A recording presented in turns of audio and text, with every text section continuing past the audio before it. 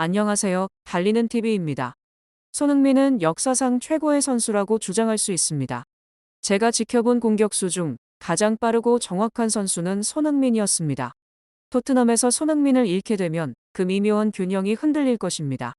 토트넘은 그를 붙잡기 위해 최선을 다하고 있고 아시안컵 후에 그가 토트넘으로 돌아올 것이라 믿고 있습니다. 한국 시간으로 1월 22일 토트넘 구단에서는 공식적으로 손흥민의 중요성을 강조하며 입장을 밝혔습니다.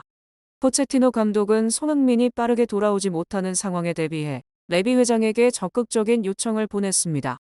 그 요청은 새로운 선수 영입을 통한 팀의 보강이었습니다. 하지만 레비 회장은 이런 요청을 거절했습니다. 레비 회장의 입장은 손흥민과의 재계약에 대한 확신에 머물렀습니다. 그는 손흥민과의 재계약을 통해 영국 현지 팬들의 신뢰를 더욱 높이려는 계획을 가지고 있었습니다. 영국 축구 전문가들 사이에서는 레비의 이런 결정이 토트넘을 위험에 빠뜨릴 수 있다는 의견이 많습니다.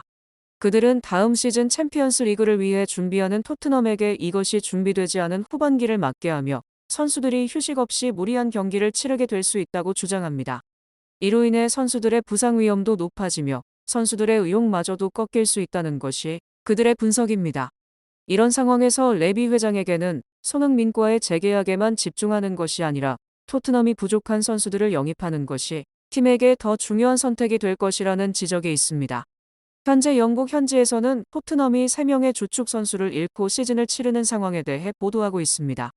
팀의 주장인 손흥민은 2023년 아시아 축구연맹 카타르 아시안컵에서 파페 사르와 이브 비수마은 2023년 아프리카 축구연맹 네이션스컵에 참가하고 있습니다.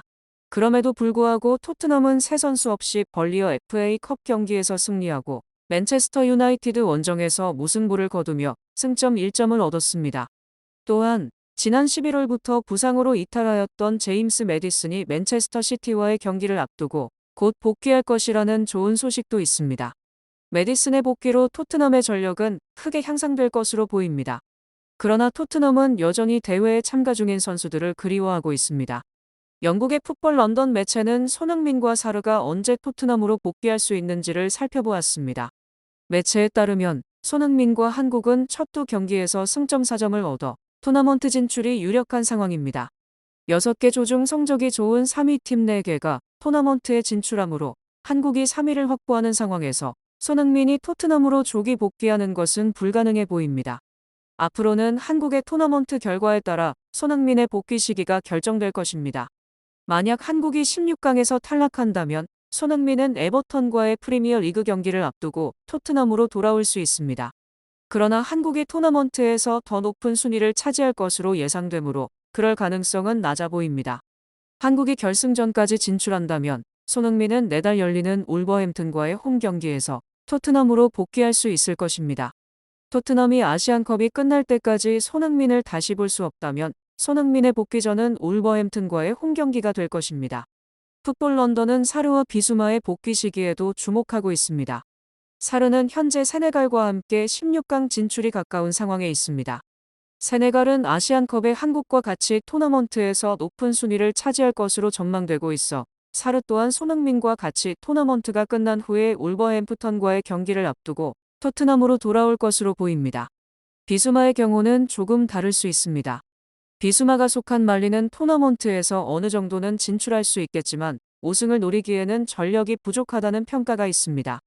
풋볼 런던은 말리가 결승전에 진출한다면 비수마는 울버햄프턴과의 경기부터 출전할 수 있다고 전하였습니다. 그러나 비수마가 손흥민과 사르보다 먼저 복귀할 가능성도 있습니다. 한편 맨체스터 유나이티드의 전설적인 공격수 드와이트 요크는 팀에게 앤토니 마샬을 내보내고 손흥민과 같은 선수를 영입하는 것이 좋을 것이라고 조언하였습니다. 요크는 맨유에서 활약하던 시절 리그 우승 3회를 비롯하여 FA컵, UEFA 챔피언스 리그, 인터컨티넨탈컵 우승 등을 이뤘습니다.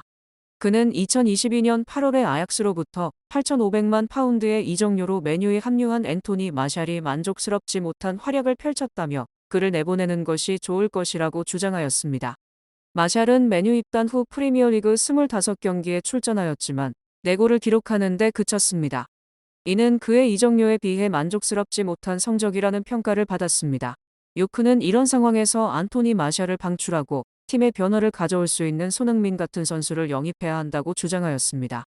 그는 손흥민이 반페르시처럼 8년 동안 아스날에서 활약한 후 맨유로 이적해 인상적인 활약을 펼친 것처럼 팀에 긍정적인 영향을 미칠 것 같다고 했습니다. 맨유는 올 시즌 프리미어리그에서 10승 7무의 성적을 거두며 현재 리그 7위에 랭크되어 있습니다. 이런 상황에서 요크의 조언이 맨유의 전략에 어떤 영향을 미칠지는 아직 미지수입니다.